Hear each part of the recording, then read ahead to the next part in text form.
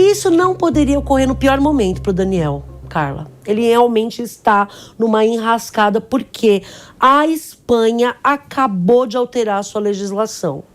Teve um grande movimento, a exemplo do que nós tivemos aqui no Brasil, aquele movimento do não é não, né? Você vai se lembrar, nós tivemos aqui alteração no nosso Código Penal para alterar, para deixar mais gravosos os crimes contra a dignidade sexual.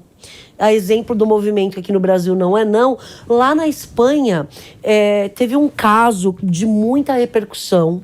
Ocorreu um estupro coletivo na festa de São Firmino, onde uma jovem de apenas 18 anos foi estuprada por 5 indivíduos que se intitulavam de La Manada.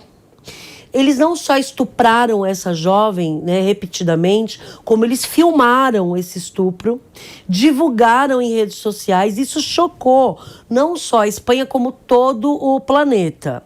Em razão desse caso midiático, que é o caso La Manada, né, que eles se intitulavam como La Manada, eles foram julgados, esses rapazes, e foram condenados só a 9 anos por agressão sexual. Absurdo. O que chocou a sociedade civil na Espanha. Em razão disso,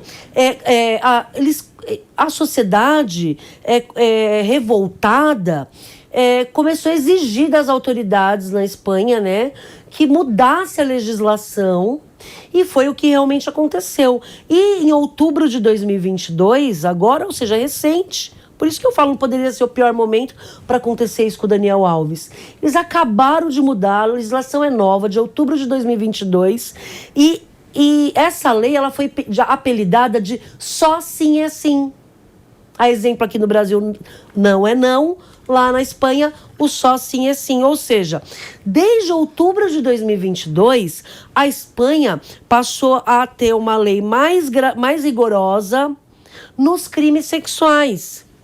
E o que muda com essas alterações na legislação espanhola? Que não há mais a diferença entre o abuso e a agressão, que é o que ocorreu no caso lá da festa de São Firmino, essa turma intitulada de La Manada, que foram condenados por abuso.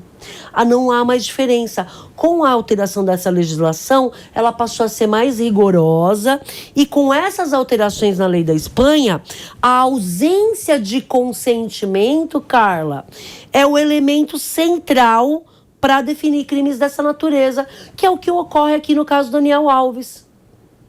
A ausência de consentimento, essa moça, ela consentiu ou não consentiu? Esse é o grande X da questão do caso Daniel Alves. Que ocorreu, nós sabemos que ocorreu. Tem testemunha, ele realmente estava na boate. Muito provavelmente a geolocalização do celular dele vai mostrar que ele está lá. Tem filmagens dele chegando, ele saindo. Tem depoimentos de funcionários, garçom. E essa situação dele. No último dia 3 de fevereiro, a defesa tomou 2 providências, a defesa de Daniel Alves. A primeira foi interpor um recurso contra essa decisão da prisão preventiva que foi decretada. No dia 6 de fevereiro, o Ministério Público já se manifestou nesse recurso, pedindo para manter a prisão preventiva do Daniel. Hoje nós não sabemos ainda, estamos aguardando a decisão, então muito provavelmente talvez a gente volte aqui para atualizá-los. Eu acredito, Carla, tá? Não tenho bola de cristal, mas eu acredito que a prisão do Daniel vai ser mantida. Até porque é um caso de muita repercussão. Acredito que o juiz não vai querer soltar o Daniel, não vai querer ser conhecido como o juiz que revogou a prisão do Daniel Alves, num caso de tamanha magnitude, com repercussão internacional. Então, eu não sei qual vai ser o desfecho, mas eu acredito que a prisão vai ser mantida. Paralelamente, o que a defesa do Daniel fez? Ela fez um requerimento no juízo de primeiro grau e se aproveitando do retorno da doutora Ana Martim. A juíza não é mais a mesma que decretou a prisão.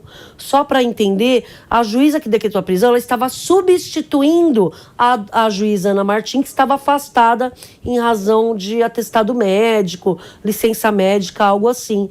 E essa semana que passou, ela retornou. Com essa alteração do magistrado, a defesa fez um requerimento. Olha, quem decretou a prisão foi outra juíza, agora que a senhora voltou, eu vou fazer um requerimento, eu quero que escute novamente o Daniel Alves. Então a defesa está pedindo para ouvir novamente o Daniel Alves. E pediu para ouvir todo mundo novamente, para deliberar se vai realmente manter ou não essa custódia cautelar. E a juíza já acolheu o pedido da defesa no seguinte sentido: tudo bem, eu vou ouvir todo mundo de novo, depois eu decido. E no dia 3 de fevereiro, a juíza ouviu 8 pessoas, Carla. Ouviu o garçom, ouviu o gerente, ouviu o administrador da Boate Tom, ouviu as amigas dessa suposta vítima. Eu só não tenho informação, a gente não sabe se o Daniel foi ouvido novamente, mas a defesa do Daniel pediu isso. Inclusive, tem uma das amigas que também alega que sofreu alguma violência do Daniel Alves, correto? Isso. Mas essa amiga preferiu não entrar com nenhum outro processo em cima dele, outro processo criminal, vai continuar somente como uma testemunha. Justamente, até porque, Carla, o que acontece? Essa moça que também fala que sofreu, digamos, uma importunação sexual, aí já não é um estupro, seria aqui no Brasil uma importunação, ela desiste de prosseguir com essa denúncia em face do Daniel, acredito que até porque orientada pela advogada dessa vítima, porque ela poderia ser contraditada, né? Se ela é parte, nesse caso, que tem conexão com dessa moça que afirma que foi violada, que foi estuprada, essa testemunha poderia... o fato de ela oferecer, né, essa denúncia, essa notícia crime em face do Daniel, poderia, de repente, ela ser contraditada, não ser utilizada como testemunha no caso da amiga, que realmente sofreu, né, segundo ela, claro, essa violência sexual, esse estupro. O que eu acredito que realmente, como você disse, ela pode realmente estar falando a verdade, porque além de todos os elementos, né, que a palavra da vítima, no caso do Daniel Alves, não está isolada. Como eu já atuei em vários casos de crime contra a dignidade sexual, e geralmente a palavra da vítima não tem nenhum elemento que a sustente. E no caso do Daniel Alves, ao contrário, nós temos vários elementos que corroboram essa versão. E somado a isso, que também ajuda a formar o convencimento da magistrada, nós temos também o fato de ela não querer dinheiro. Nós temos uma advogada que ela contratou, que deu entrevista dizendo que uma das condições para ela ser contratada é que ela não se apresente, que ela não dê entrevista, ela não quer nem que a advogada apareça, para que a imagem dessa doutora, dessa advogada, não seja associada com a dela. Né? Ou seja, nós temos uma moça que, em tese, é de uma família muito abastada, que não necessita de dinheiro e que fala, não quero dinheiro. E, inclusive, como você bem disse no início, exigiu que não seja feito nenhum tipo de pedido de indenização. Agora, eu só quero fazer um adendo, que é o seguinte: o fato de ela ter dispensado qualquer tipo de indenização, uma coisa não vincula a outra, tá? Você pode ser vítima, o fato de se você foi realmente vítima de uma violência sexual, você não tem que abrir mão de outros direitos civis, como, por exemplo, indenização, para que a sua palavra tenha valia.